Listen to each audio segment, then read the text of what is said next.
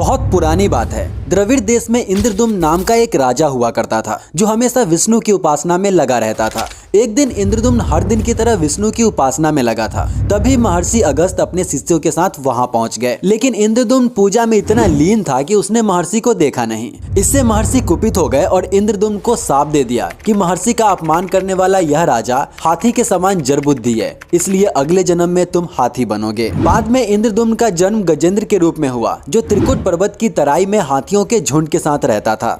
एक दिन गजेंद्र को प्यास लगी तो वो नदी में पानी पीने गया। उस नदी में एक ग्राह रहता था जो एक वक्त पे बहुत ही पराक्रमी राजा हुआ करता था, लेकिन देवल मुनि के शाप से ग्राह बन गया था। जैसे ही गजेंद्र नदी में उतरा, ग्राह ने उसका पैर पकड़ लिया। यह घटना नेपाल में हुई थी। दोनों एक दूसरे को खींचने लगा और यह लड़ाई सहस्र साल तक चलता रहा। और ऐसे ही दोनों लड़ते लड़ते हरिहर नाथ मंदिर के पास पहुंच गए। लेकिन जब गजेंद्र कमजोर पड़ने लगा तो उसने अपनी सूंड में एक कमल का फूल तोड़कर अपने प्रिय भगवान विष्णु से प्रार्थना की। भगवान विष्णु उसकी प्रार्थना सुनकर उस जगह पर आ गए। उन्होंने खींचकर गजेंद्र को पानी से बाहर निकाला, लेकिन उसके पैर को पकड़े ग्राह भी पानी से बाहर आ गया। भगवान ने चक्र से ग्राह का मुंह फाड़ दिया और गजेंद्र की जान बचा ली। चक्र के स्पर्श होते ही ग्राह सांप से मुक्त हो गया। फिर भगवान ने गजेंद्र को भी सांप से मुक्त कर दिया और उसे अपने घर बैकुंठ ले गए। कई देवता इस लड़ाई को आसमान से देख रहे थे। वे तय नहीं कर पाए कि इस लड़ाई में कौन जीता और कौन हारा, इसलिए इस जगह को कोनहारा कहा जाता है। यह कहानी बचपन में मुझे मेरे दादाजी ने सुनाई थी। यह दिन कार्तिक पूर्णिमा का दिन था। तब से ही इस जगह पर नदी में स्नान करने की परंपरा की शुरुआत हुई और यहाँ लोगों की भीड़ इकट्ठा होने लगी। बाद में यहाँ पशु व्यापारी आने लगे और मेले की शुरुआत हो गई।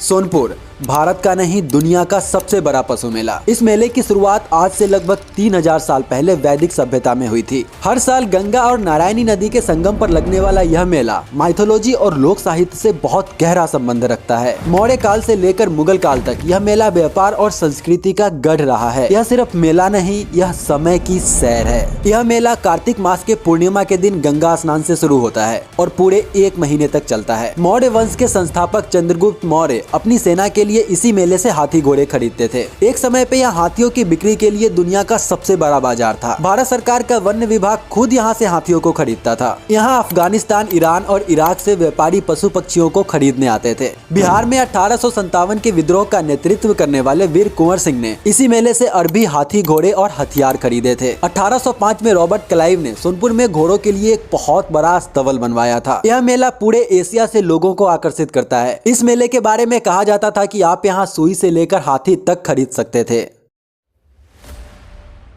यहाँ एक मंदिर है जिसे हरिहर नाथ मंदिर कहा जाता है। यह दुनिया का एकमात्र ऐसा मंदिर है जहाँ विष्णु और शिव दोनों की पूजा होती है। हरि मतलब विष्णु, हर मतलब शिव। ऐसा माना जाता है कि जब राम और लक्ष्मण विश्वामित्र के साथ सीता के स्वयंवर के लिए जनकपुर जा रहे थे, तब रास्ते में भगवान राम ने अपने हाथों से इस मंदिर की स्थापना की थी। बाद में राजा मान सिंह ने इस मंदिर का मरम्मत करवाया था, लेकिन आज जो मंदिर का ढांचा देखने को मिलता है उसे मुगल काल के एक प्रसिद्ध व्यक्ति राजा राम नारायण ने बनवाया था। शुरुआत में यह मेला हाजीपुर में लगता था और सोनपुर के हरिहर नाथ मंदिर में लोग सिर्फ पूजा करने जाते थे, लेकिन औरंगजेब के शासनकाल में इस मेले को सोनपुर में स्थानांतरित कर दिया गया। लगभग 25 से 30 लाख लोग हर साल यहाँ घूमने आते हैं। इसे हरिहर क्षेत्र मेला और छत्तर मेला के नाम से भी जाना जाता है। ऐसा माना जाता है कि इस पूरे क्षेत्र में किसी समय भगवान शिव और विष्णु जल क्रीड़ा किया करते थे, इसीलिए इस पूरे क्षेत्र को हरिहर क्षेत्र कहा जाता है। अलग अलग धर्म ग्रंथों में भी इस मंदिर की चर्चा है। सिख ग्रंथों में बताया गया है कि गुरु नानक यहाँ आए थे। बौद्ध ग्रंथ के अनुसार भगवान बुद्ध अपने अंतिम समय में इसी रास्ते से कुशीनगर गए थे, जहां उनका महापरिनिर्वाण हुआ था।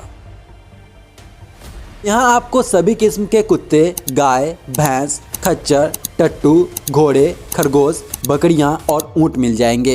यहाँ कई वैरायटीज की पक्षियां और मुर्गियां भी मिल जाएंगी। इसके अलावा यहाँ हाथी बाजार भी लगता है। साल 2001 में यहाँ 92 हाथियों को बिक्री के लिए लाया गया था। साथ ही यहाँ आपको कई अलग अलग स्टॉल्स जैसे कपड़े, हथियार, लकड़ियों के सामान, खिलौने, बर्तन, कृषि उपकरण, आभूषण और हस्तशिल्प मिलेंगे। यहाँ बच्चों के लिए टॉय ट्रेन भी उपलब्ध है। विदेशों से भी लोग इस मेले को देखने और ग्रामीण दृश्यों को अपने कैमरे में कैद करने आते हैं। सोनपुर बिहार की राजधानी पटना से मात्र 25 किलोमीटर की दूरी पर है। यह मेरे घर से भी लगभग इतना ही दूर है। यहाँ आप रेल मार्ग, सड़क मार्ग या वायु मार्ग तीनों से ही बहुत आसानी से आ सकते हैं, लेकिन यहाँ पहले और दूसरे दिन हद से ज्यादा भीड़ होती है और मेला सही से व्यवस्थित भी नहीं होता। इसलिए मेले शुरू होने के 1 हफ्ते के बाद ही आए तो बेहतर है।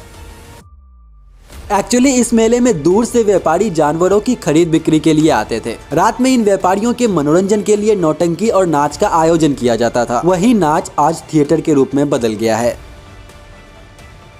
एक समय था जब यह मेला पशु पक्षियों की बिक्री के लिए बहुत प्रसिद्ध था। यहाँ पूरे भारतीय उपमहाद्वीप और मध्य एशिया से व्यापारी और किसान भारी संख्या में आते थे। वहीं आज यह मेला मुख्य रूप से थिएटर और सांस्कृतिक कार्यक्रमों के लिए जाना जाता है। अगर इस मेले से थिएटर को हटा दिया जाए तो यह मेला गंगा स्नान के 4-5 दिनों के भीतर ही खत्म हो जाएगा। शाम के समय इस मेले में आने वाले ज्यादातर लोग थिएटर देखने ही जाते हैं। आज का सोनपुर मेला अपनी सांस्कृतिक पहचान खो चुका है और मुख्य रूप से संस्कृति और मनोरंजन का केंद्र बनकर रह गया है। मेले के बदलते स्वरूप का सबसे बड़ा कारण है पशु व्यापार पर प्रतिबंध। 2003 में लागू वन्यजीव संरक्षण अधिनियम और पशु पक्षियों की खरीद बिक्री पर प्रतिबंध ने मेले के पारंपरिक स्वरूप को बदल दिया। 2004 में हाथी और उसके व्यापार पर प्रतिबंध लग गया। कृषि में तकनीकी विकास की वजह से लोगों ने बैल पालना बंद कर दिया। पशु पक्षियों की खरीद बिक्री पर भी रोक लगा दी गई। 2007 में हुए आंदोलन के बाद भैंसों को दूसरे राज्यों में भेजने पर रोक लगा दी गई, जिसके बाद भैंस बाजार भी बंद हो गया। लेकिन अगर बिहार की सरकार चाहे तो इस मेले को नया रूप दिया जा सकता है